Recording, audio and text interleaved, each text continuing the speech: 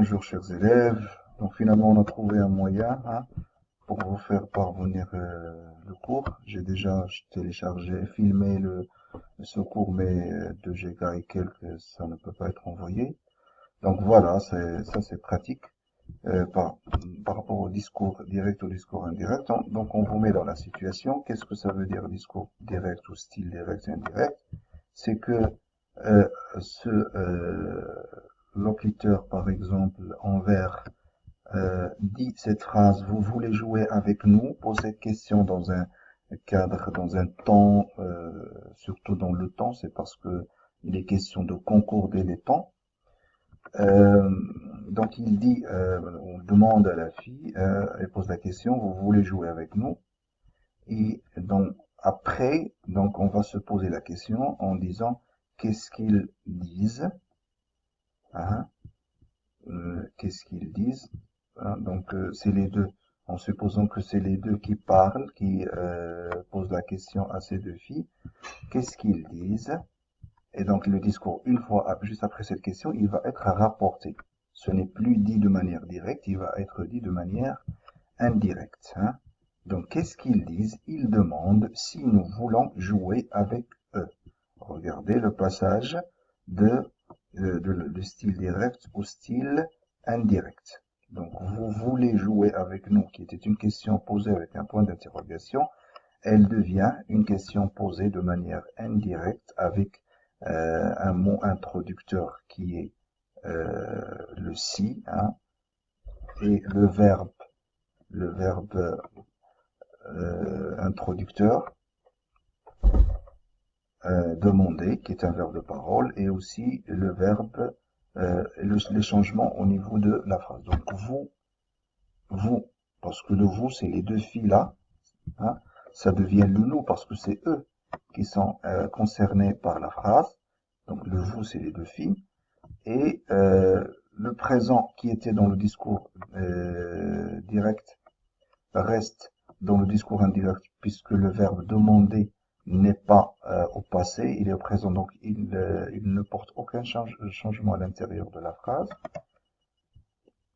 Avec nous devient avec eux parce que c'est avec eux, c'est avec ceux qui ont posé la question. Voilà, donc c'est le passage du discours direct au discours indirect.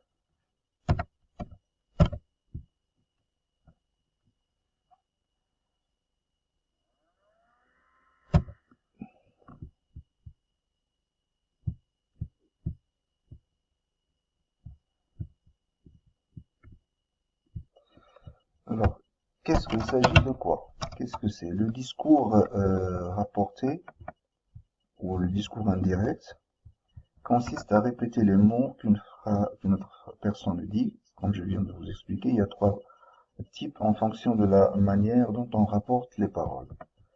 Discours rapporté direct, on répète ce que l'autre dit. Il m'a demandé où habites-tu? Ça c'est direct. Discours à rapporter indirect, on utilise un verbe introducteur suivi d'une phrase complétive. La différence entre les deux discours, entre la première phrase et la deuxième, est que je rapporte, mais je répète la phrase telle qu'elle a été dite, dans un style direct, en gardant les guillemets, ça au niveau de l'écrit, mais la question est posée de manière directe. Quand je rapporte de manière indirecte, il faut qu'il y ait un verbe introducteur, un verbe de parole, de sentiment, qui informe sur la modalité de cette parole, suivi d'une phrase complétive. Complétive, elle peut être aussi infinitive, elle peut être interrogative, selon exclamative aussi, selon la phrase qui a été dite et selon la modalité de la parole. Il m'a demandé où j'habitais. Donc, le passage ici, donc il y a des changements. On a changé l'ordre de la phrase, l'inversion du sujet. On a enlevé le point d'interrogation, les guillemets. Il m'a demandé où j'habitais. Donc, puisque le verbe ici est au passé, il y a eu des changements au niveau du verbe. Le présent devient imparfait. Ça, c'est dans le tableau. Je peux rapporter le discours librement, hein, en interprétant la phrase. Il voulait savoir mon adresse. Regarde, donc j'ai enlevé des mots, j'en ai mis d'autres. Et il voulait savoir mon adresse. Donc je sors un petit peu du cadre strict de la reprise des mêmes termes qui étaient produits dans le discours direct. Mais ce qui nous intéresse aujourd'hui, ce sont les deux premiers exemples, le rapporté direct et le rapporté indirect. Alors, comme je vous disais tout à l'heure, les verbes introducteurs, c'est des verbes de parole, de sentiment, de sensation, admettre, affirmer, annoncer, répéter, hein. Donc, au-delà des verbes de parole, comme vous pouvez les voir ici, il y a des verbes, quand je dis j'avais l'impression que j'étais perdu, ou j'avais l'impression d'être perdu, j'avais l'impression qu'il se moquait de moi.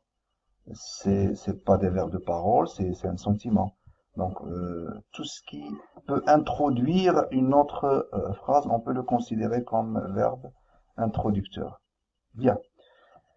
Donc, comme je disais tout à l'heure, il y a quand le verbe introducteur est au passé, ça porte des changements à l'intérieur de la phrase. Hein. Voilà les marques typographiques maintenant de discours direct qui vont disparaître dans le discours indirect. Les deux points, les guillemets, hein, les points d'interrogation, les points d'exclamation, l'inversion quand il s'agit d'une question.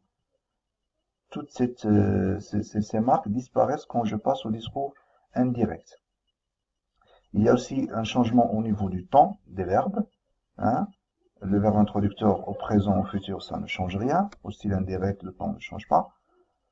Je parle, il dit qu'il parle. Hein. Je parle, il dira qu'il parle. Donc, il n'y a aucun changement, hein, que ce soit au présent ou au futur pour le verbe introducteur. Les verbes introducteurs au passé, là, il y a des changements. Hein. Quand je dis passé, c'est le passé composé, c'est l'imparfait, c'est le plus que parfait, qui introduisent des changements à l'intérieur de la phrase. Bien. Donc, quand je suis, par exemple, au discours direct, je regarde la télé, le présent, il devient imparfait. Hein. Il dit qu'il regardait, ou il a dit qu'il regardait la télé. Hein.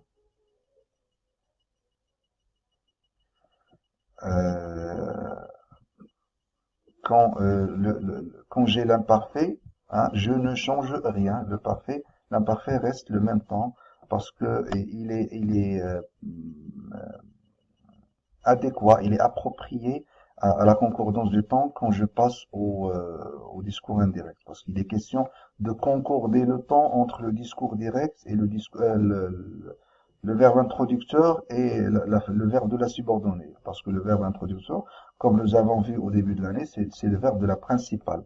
Et l'imparfait ne change pas parce qu'il est toujours en concordance avec le verbe de la subordonnée, de la principale. Si j'ai par exemple l'imparfait, je regardais la télé, je peux le mettre au discours direct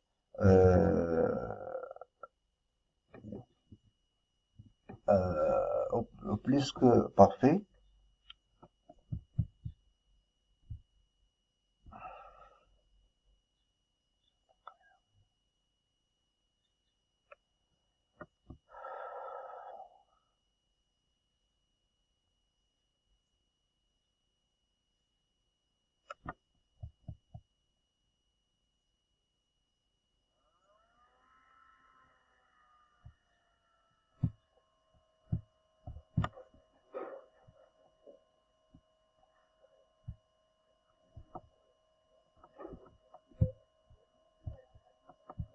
Donc je disais que si le verbe est un imparfait, je peux aussi le mettre au plus que parfait s'il y a une valeur d'antériorité que j'ai envie de mettre. Ou alors au passé composé, donc l'antériorité elle est déjà là, donc je la respecte dans le passage au discours indirect. Hein. Si j'ai le futur, hein, dans le discours indirect, le futur par rapport au présent, ça va être le conditionnel présent par rapport au temps quand je rapporte au discours direct. Je m'explique. Je dis par exemple, j'irai voir ou rendre visite à ma mère. C'est maintenant que je parle et rendre visite, ça serait dans le futur. Donc le futur, c'est par rapport à maintenant. Quand je rapporte le discours, le futur que je vais rapporter, ça va pas être au maintenant du moment où je rapporte, mais ça va être au maintenant du moment où le discours a été produit.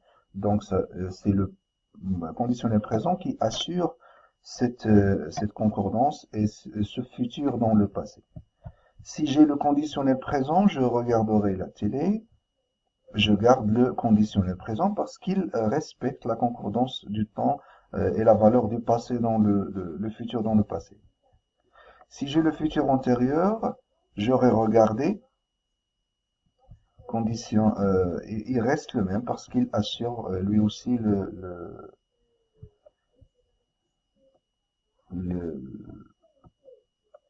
la concordance du temps.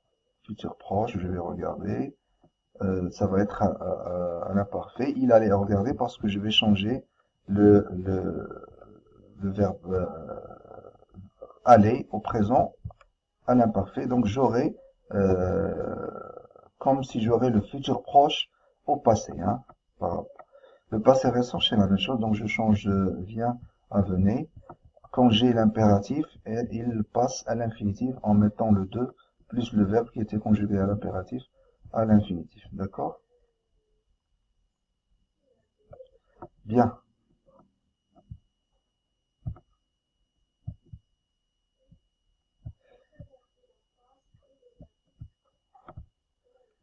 Très bien. Donc, vous avez un exemple ici, style direct, style indirect.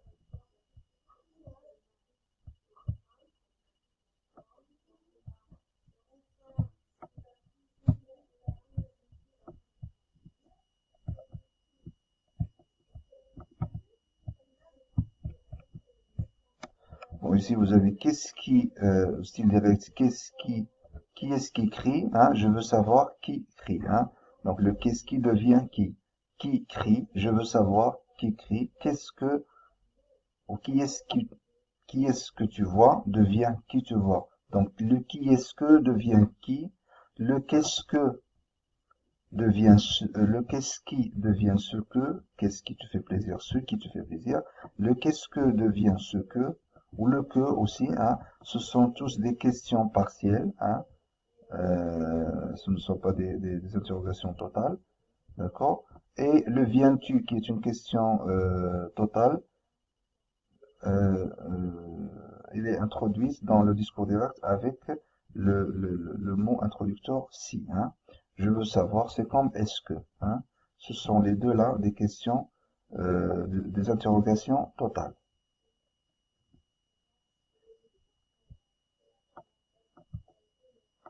Modification au niveau des expressions de temps. Aujourd'hui devient ce jour-là, ce matin-là, ce soir-là, en ce moment-là, cette année-là, hier, la veille, par rapport au moment où le discours a été produit, avant-hier, l'avant-veille, l'avant-hier, par rapport au discours, au moment où le discours a été produit, demain, c'est le lendemain par rapport au discours, le jour suivant par rapport à la production du discours, au moment, après-demain, c'est le surlendemain, donc je me situe dans le temps